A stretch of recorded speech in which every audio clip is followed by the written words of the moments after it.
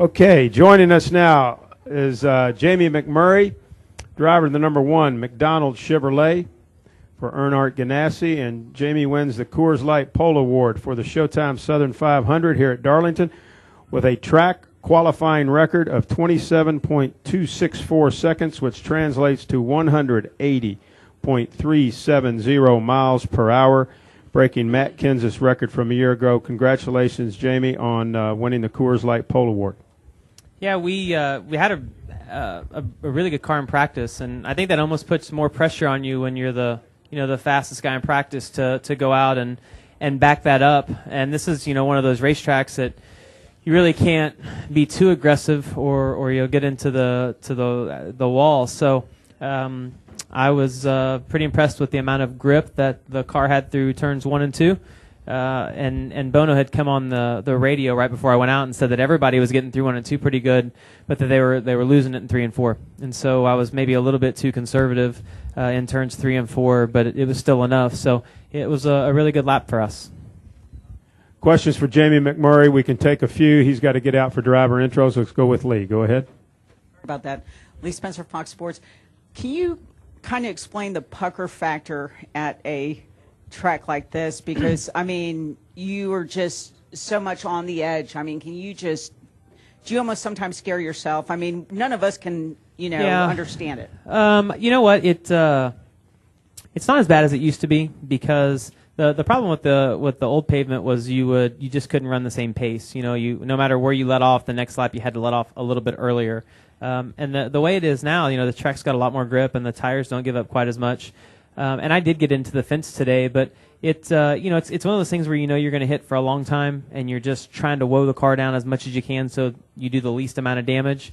But it's different than anywhere else, because you just as soon as you enter the corner that you're going to hit because of how fast the car's sliding, and so you're just trying to get it slowed up as much as you can. It's really not that bad, though. It's bad off turn 2 if you hit, but it's not that bad in 3 and 4. I mean, it's not really scary by any means. Okay, Kenny, go ahead. Kenny Bruce, SceneDaily.com. Jamie, you don't have an exceptional qualifying record here. So, I mean, was today's effort, is that a lot of that attributed to the car? 100%. I'd say they really put a lot of effort into qualifying at EGR. It's amazing how much stuff they change on our cars every week and the effort that they put into that. So I understand why they had the one car had the poles it had last year, and why Juan typically qualifies so well is because I feel like they put as much, if not more, than anyone else into their effort for qualifying. And when you come somewhere like here, if your car doesn't stick, you hit the wall. So you drive it in the corner to what you think the limit is, and you just hope it sticks. And if it does, then you run a good lap. And if not, you see what happens to a lot of guys today. They get into the fence. So absolutely, your car is just really, really important here. Other questions for Jamie?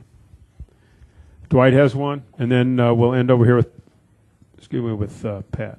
Go ahead. Dwight Drum, RaceTake.com. As far as, can you sense that you're going to set a record out there? How much different is a record run from an average run? Yeah, I didn't know what the track record was. I can tell you that I've had a few poles, and for me, when I went through 1 and 2, I'd been rolling out of the throttle, getting in, and then getting back to the gas, and then kind of playing with it around the corner. And I never had to come back off the gas, and I was like grinning in the car because I'm like, you just don't get to have this kind of a lap very often. So I knew that it was going to be really fast, but I wasn't sure because of how much faster everybody else was running. From practice, they were picking up like 4/10. So I knew that we'd have to run a 20 if we picked up 4/10, and I just wasn't sure that it was going to be there. Jamie, Pat Patterson, PRN. Where would you rank a trophy that says the Southern 500 in Darlington, South Carolina? Where would you rank that in your career if you could take that home with you tomorrow night? Well, I don't know that. I mean, Daytona 500 it's pretty unique and very special. But I've been really lucky that I've won all the races I've won with the Daytona July race and then at Charlotte. It's a big race to win because everybody's from there. But I mean, Darlington would be it would be one of the coolest trophies you could have.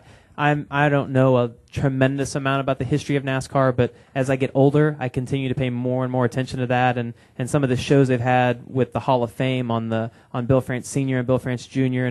and Junior Johnson. I've watched all that, and I've been really intrigued by it. And of course, this race is one of the races that everybody always talks about. And I watched the race from last year here, and they had an interview with Cale Yarborough on, and he was talking about what this meant to him. And so the Southern 500 would be it would certainly be right up there. It would be really, really special. Anything else for Jamie? Let's let Jamie go, and Jamie, good luck in the nationwide race. Thank you.